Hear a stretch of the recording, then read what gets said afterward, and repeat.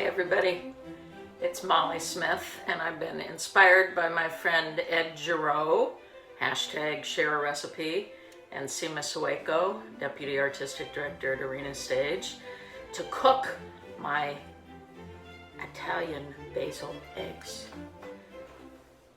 So here you see all the things that I use.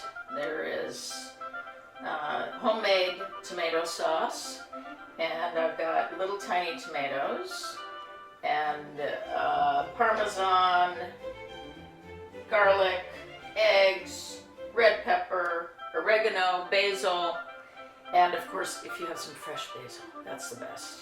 And a little bit of this special tomato paste. Because this is one of those dishes that's absolutely delicious if you use as many different kinds of tomatoes that you have in as many different ways as you have.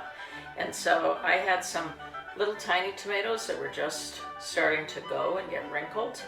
And when you think of cooking now, you're using everything in the kitchen. And I thought, ooh, that's a perfect thing to do. So we're gonna begin.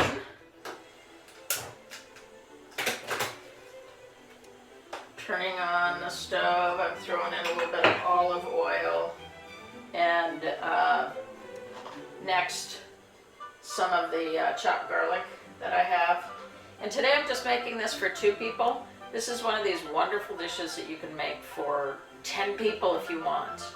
And usually people want 2 eggs, so that would be a great big skillet with 20 eggs in it.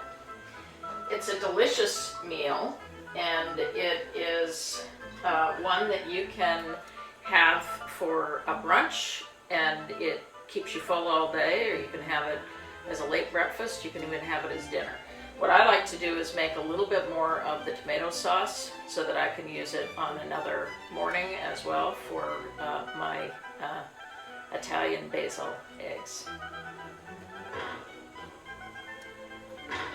So you probably wonder where I came up with this recipe. My partner Suzanne had a little cabin in Alaska in Haines, right outside of Haines, and one day I was in the wonderful bookstore, and this great cookbook that has to do with Italian recipes just kind of fell out at me. And I looked at it and I thought, ooh, this is perfect for the cabin. So I've taken the recipe and changed it over the years. But really it is poached eggs in tomato basil sauce. Delicious. And you can start to hear the garlic frying over here. Garlic is really important. For 2 eggs, I'm using 2 cloves of garlic. Every time I add another 2 eggs, I'm adding more garlic because that's part of the beauty of the dish too. So here we go. And I have started the garlic, and now I'm going into taking these little tiny tomatoes that I have split in half, and a lot of them were starting to get a little bit wrinkly, so they're kind of perfect for this dish. I'm throwing them in.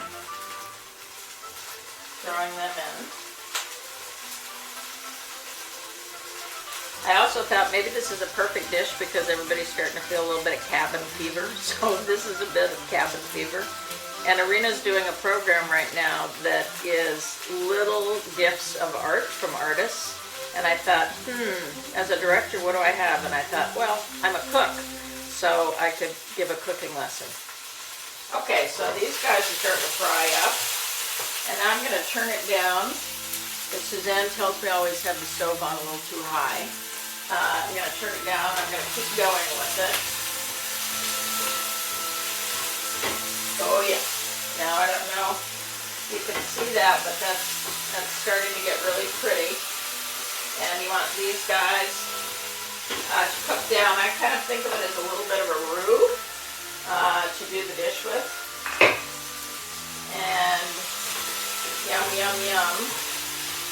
Yum, yum, yum. Okay. So then the next thing, and right before I started this, I washed my hands really, really well. I washed my fingernails, I washed my hands, I did everything. Because this is one of those dishes that you cook with infinite love. And for me that means when I pull out one of our jars of tomatoes that we canned last year, what I do is I squeeze the tomatoes through my hands. because that gets them really good and soupy. And you can do this with jarred tomatoes too.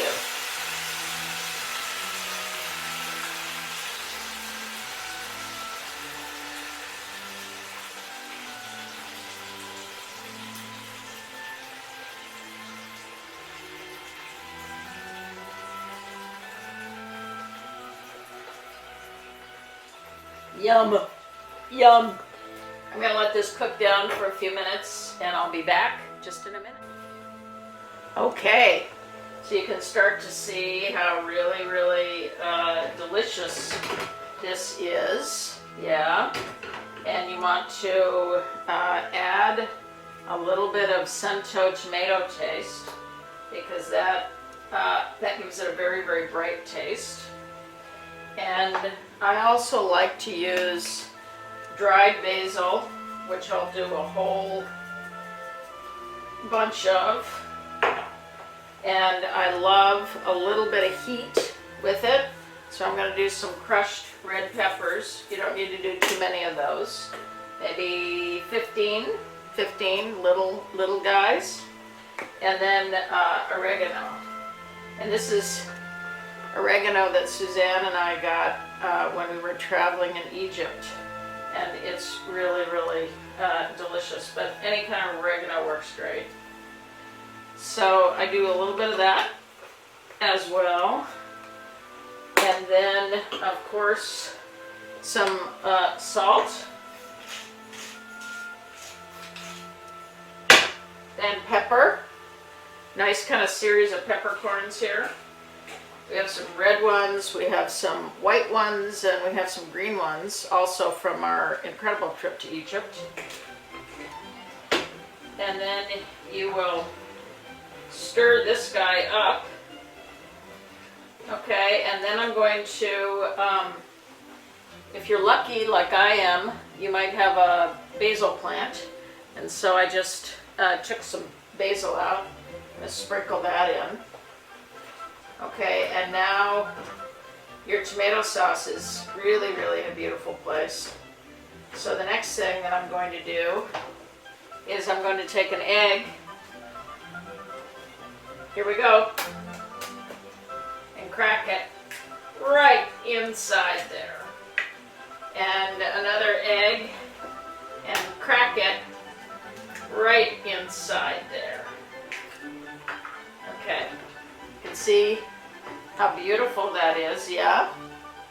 Those two cracked eggs, and they go right in the middle of the tomato sauce. And then you cover it for about maybe 3 minutes. And at the end of the 3 minutes, I'll be back. Okay, this is where it's done. So it's been cooking for about 3 minutes. And you scoop one of these little guys out. Like that. Beautiful. You scoop another one out. You pour some of that, put some of that sauce over it. A little bit more over it as well. Absolutely delicious. And you were wondering, when are we going to get to the Parmesan? And now you take the Parmesan, you sprinkle it over just like that. And then the next thing that you do is you take your spoon, because you're going to want to get a piece of toast, and you break into that. I think you can see that. It's delicious. Absolutely beautiful, perfect poached eggs. And then the egg yolk goes right into that. It's a delicious meal, and enjoy. Everybody enjoy.